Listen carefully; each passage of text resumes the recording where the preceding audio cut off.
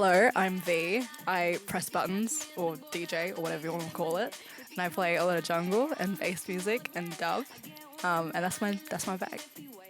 I've always loved music, but really just anything creative from like a really, really young age. I got into photography when I was very young, and then I learned graphic design just off like YouTube University, as most people do.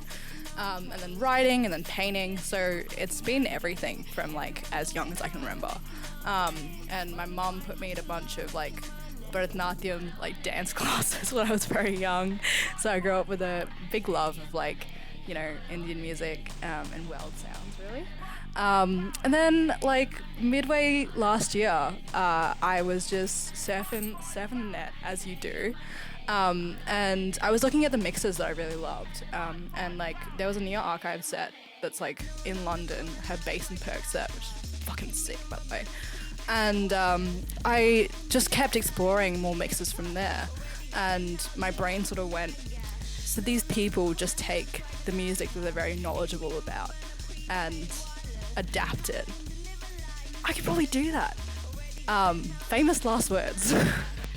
I stepped back into DJing like early this year, so I basically stopped and then I started again, and I sort of worked my way from the ground up. Like I just got my own mixer, started fucking about, and I tried a bunch of different genres, and the one that always like stuck out to me and made sense to my brain, my ADHD brain, was jungle. Like I grew up on jungle. The UK has a very big underground scene, and I can remember being very young and being in my best mate's car, and her mum used to play a bunch of D&B and jungle, and so it was a very vastly different experience from like type of like slow music my mum used to play at home. And yeah, those fast syncopated drums really struck like a little chord in my brain, and I was like, fuck, I really love this. So when I started playing again this year, I picked up jungle and I was like, yeah, this I can do. And I think from there it's just been about experimentation and the different sounds that have sort of evaporated out of that genre. Like there's a lot of footwork that I play now, a lot of bass, a lot of dub, and I think it all really works together, because DJing is all really about adaptability, and it's all about your musical knowledge and breadth. And as someone that just consumes music like it's nothing, I feel like I have so much information that otherwise I felt was, you know, not being put to good use, and now it is, and I feel very excited about that. Yeah, when we talk about like women in the scene and like our experiences as women in the scene, I think one of my first experiences in the scene, unfortunately, was being taken advantage of and spiked. Not to drum it up, but the more people I've talked to since then, the more I've realised how common it is for POC, and especially femme POC, to experience that type of experience that type of stuff. And it's usually by people who come to you and tell you that they have more experience, that they have things that they can offer you, you know. And it can deter a lot of people from really investing themselves into this, because this scene is meant to be something that inspires you, something that allows you to let go, something that allows you to create. And people who come in and make it not that and disrupt that process, I think it just makes a worse scene for everyone. And when we talk about the politics of underground culture and rave culture, it's meant to be a space where queer people and misfits can really be seen and be celebrated and feel joy. And that's what like I want to do. I want to inspire that. I want to be part of that. And there are great collectives out there right now that are doing that, and I'm so proud looking at them. Like Curfews Come Up, you have For the Cause, Fantasy Break, which I love playing. Yeah. I think being POC or femme in this scene is like really special, because you can feel, if you find the right people and you find the right communities, you can really feel a space where you can belong, a space where you can create. And especially with jungle and more experimental or underground music, I think there's a real appreciation for that. There's a real appreciation for people who go out on a limb and try something new, and present sounds that are out of the ordinary or out of the norm. And so, yeah, I mean, I've loved, I think a pivotal part of what got me into DJing was going to spaces like Miss, just being in those crowds where there aren't, any phones out, shouldn't be any phones out at least, and people are just having a fucking great time and existing in their own bodies and feeling joy in their own bodies. And yeah, I mean, even when Jyoti came like 2 years ago, I remember going and there was just a bunch of queer brown people in one space, and I felt so seen and so happy. And I was like, fuck, I just want to keep doing this.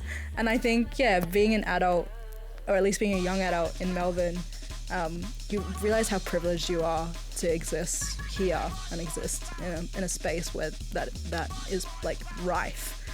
We have such a cool scene going, and it keeps building. There's a lot of people out there creating new spaces all the time for us and by us, and I think that's so sick to witness.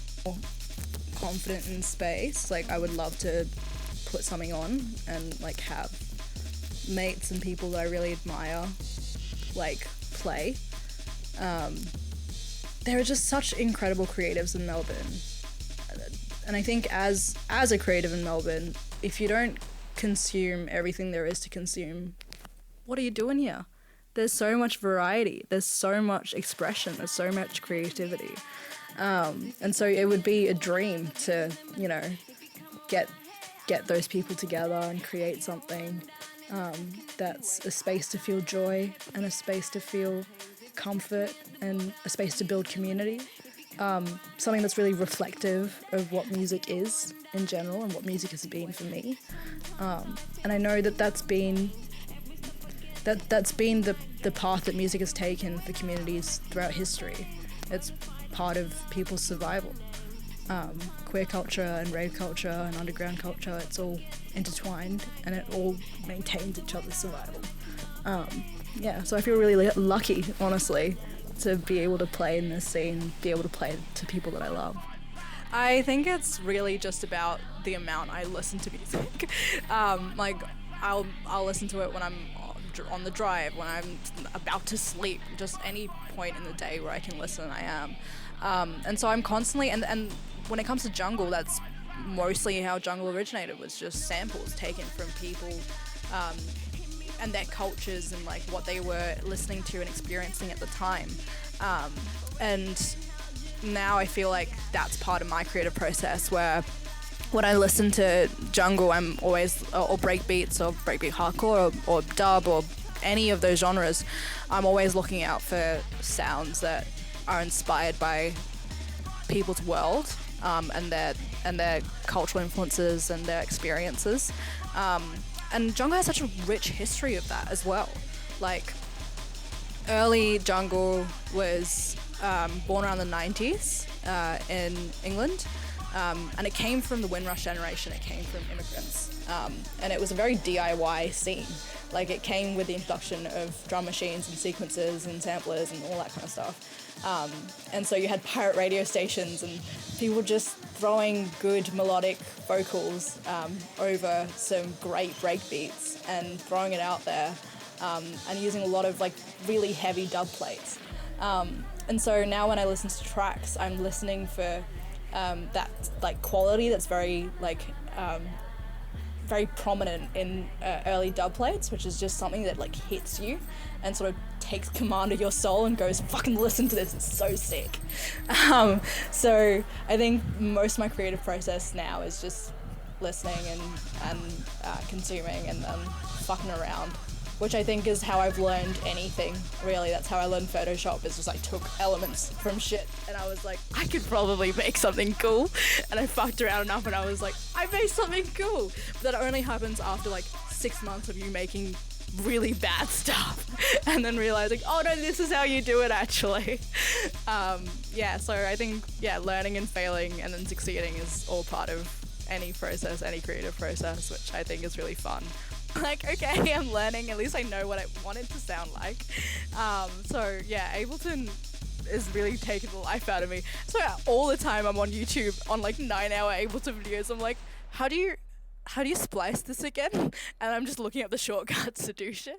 But it's really fun. I think when you actually, the first like little sort of, I wouldn't even call it a track, but a track I made, it was like, oh, this sounds terrible, but I know where it sounds terrible.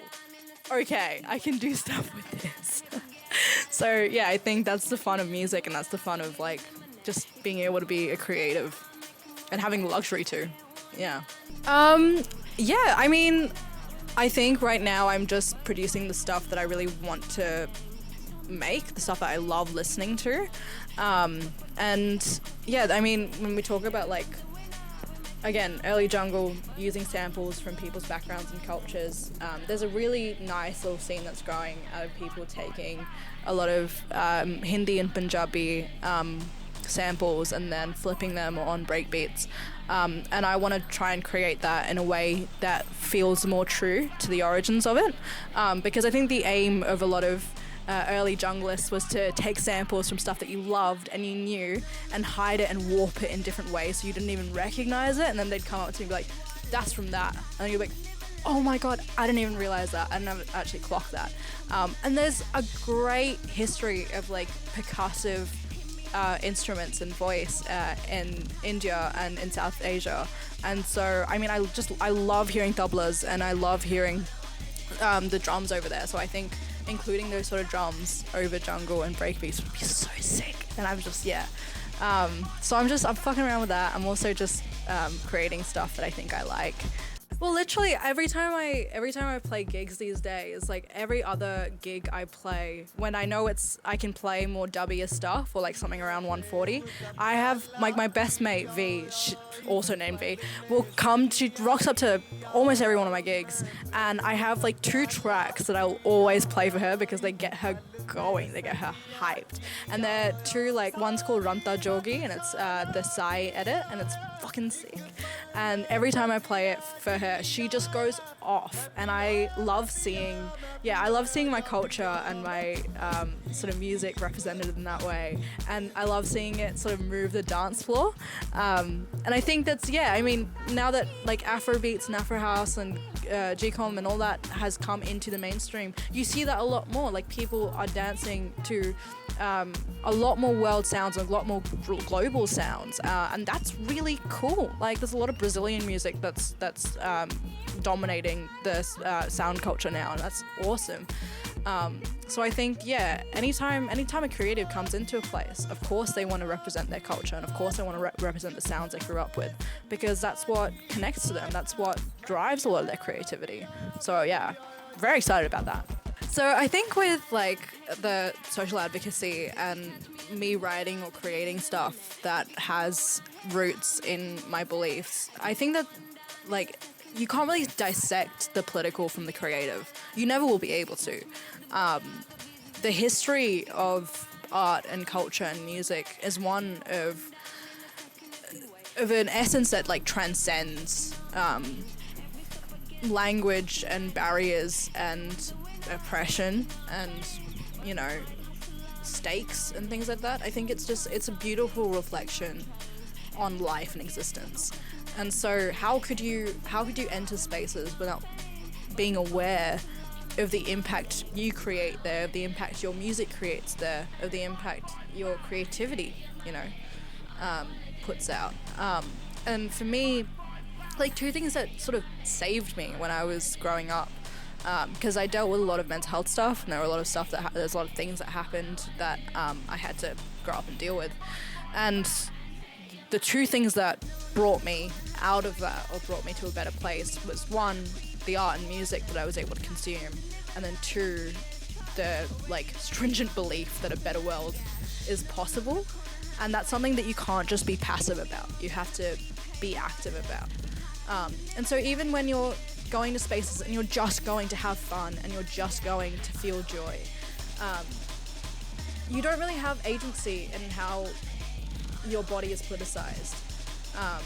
So why not take that step and have agency in it? Why not dictate that you will be political for your own purposes and you will feel joy so that you can then go ahead and participate in resistance or participate in building something better?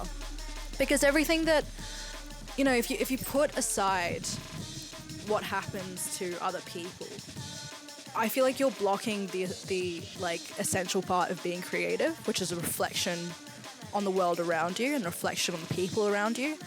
If you don't care about them and you don't have empathy for them, how can you be a creative? How can you be an artist? I think everyone can sort of tell that you're not creating art for the world. You're creating art in a different way. So that's always going to be important to me. It's always something I'm going to carry through.